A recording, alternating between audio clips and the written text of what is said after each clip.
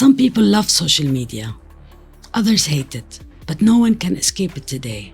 It has become part of our everyday life, whether we choose to consume it or not.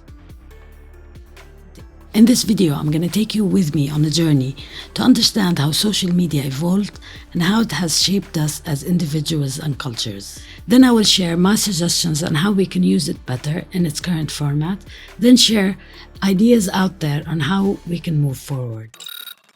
Hello, I'm Razan Khatib.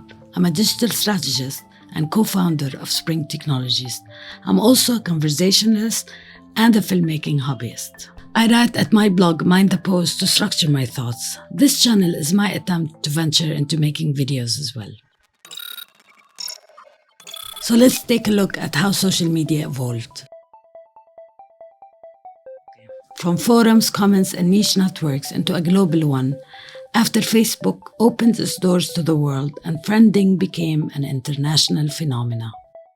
From friending people you know to following strangers, making the jump from private networks to open ones.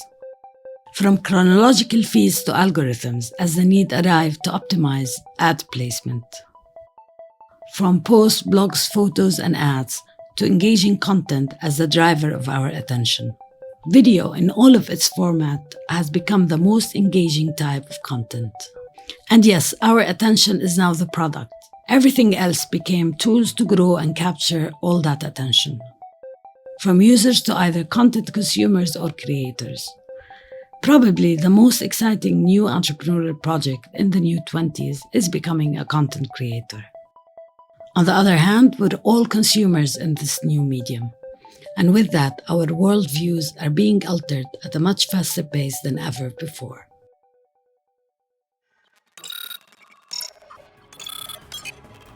While researching this topic, the majority of people who have something to say about social media fall into three camps. The first camp is marketers who help businesses master their marketing efforts. The second is the stop using social media now camp. These include inspirational speakers, prominent individuals, psychologists, book authors, etc. The third one is all of us who can neither claim it's good or bad as a whole.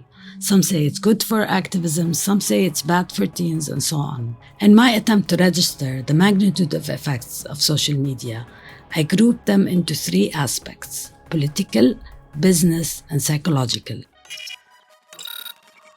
A new political age. The rise of the social media activists and their ability to communicate their messages on whichever topic has brought unprecedented power to the individual.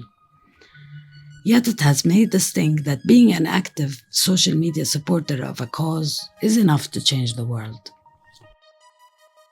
Minority empowerment as evident in the many minorities that got their voices heard, from positive movements like LGBT rights, Black Lives Matter, and the Me Too movement, to the rise of Islamic fundamentalists, alt-right, and white supremacy movements, all the same.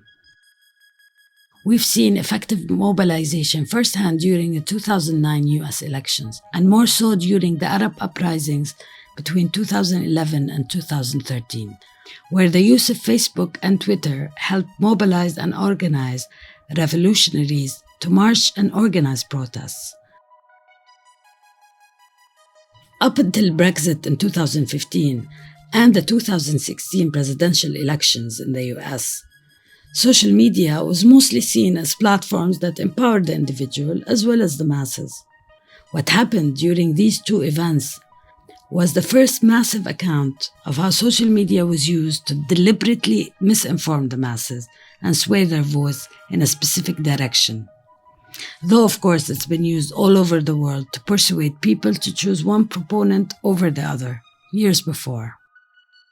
But since 2016, the question surrounding Western democracies turned into a crisis. While soft and hard dictatorship learned their lessons from the Arab uprising a few years earlier by putting in place laws that restricted free speech, Western democracies can do the same. And that's where social media is attacking the most.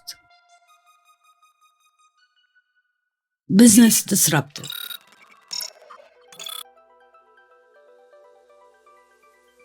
Social media changed marketing forever. democratized access to advertising, and more than any other digital platform, they have made use of the vast data available from users to invent targeted advertising. Social media gave power to individuals to promote products and services to their followers, taking back power and cash from businesses that now need to communicate behind a human, not just an ad. Depending on the moral codes of those influencers, as they tell their followers if they're being sponsored or not, they do give thumbs up or thumbs down to a product and service and collectively influence its fate. Psychological turmoil. I left this third and last group of effects till the end because here it was impossible to find anything positive. A shorter attention span is on top of the list. And now with the arrival of TikTok, even video managed to be entertaining in less than 10 seconds. We all have those furious reactions on someone's post on one platform or the other. Somehow people who are mostly polite and well-mannered turn into angry beasts online, especially with strangers.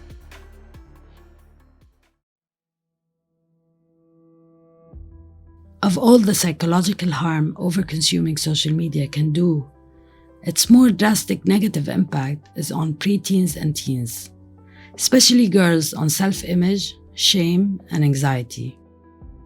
The discussion at the moment is on how to educate parents on the need to delay social media usage for as long as they possibly can. Can we use it better today? If the medium is the message, then trying to enhance the quality of conversations or introduce more moderation will barely scratch the surface of adverse effects, but will dangerously enter the realm of censorship. The medium itself is not within our reach. And those companies that own or operate social media have done some self-regulating the past few years. But as long as their business is wrapped around our attention, the adverse effects will keep accumulating, as well as the positive ones. Can we ignore the medium then? Some certainly can, but it's not something I would encourage. Because it's not the first time we humans experience negative effects because of an invention or a technology. Neither truth, fair elections, justice, peace, or good manners were defaults to the human experience. It took many prophets, philosophers, psychologists, sociologists, musicians, artists, and scientists to get us where we are here today.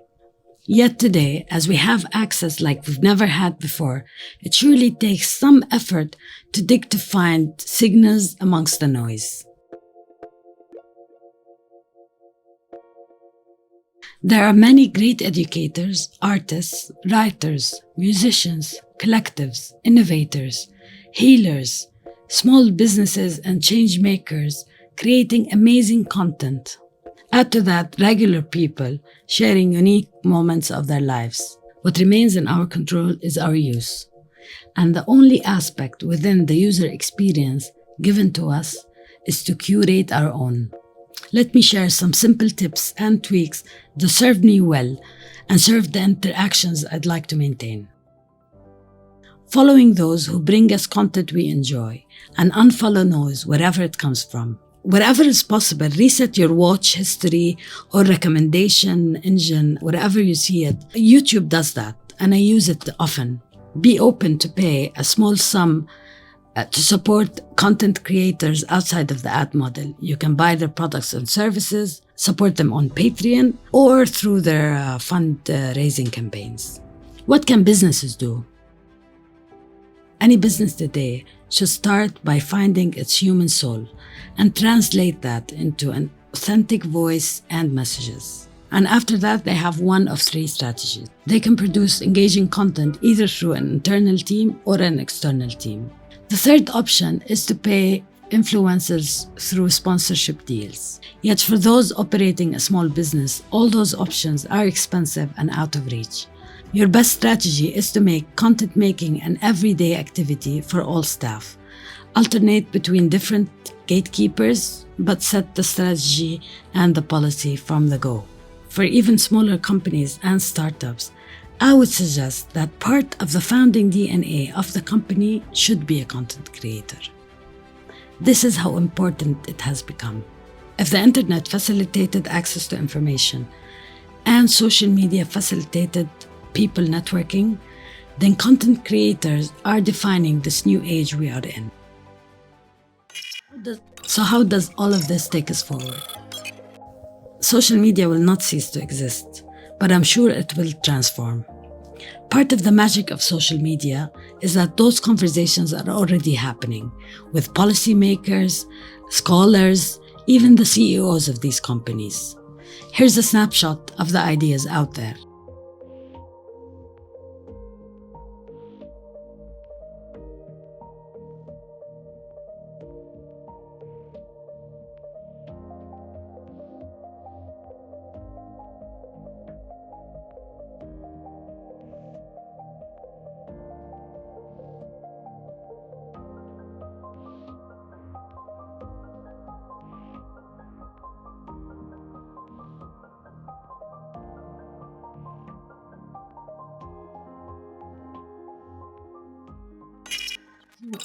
Thank you for watching.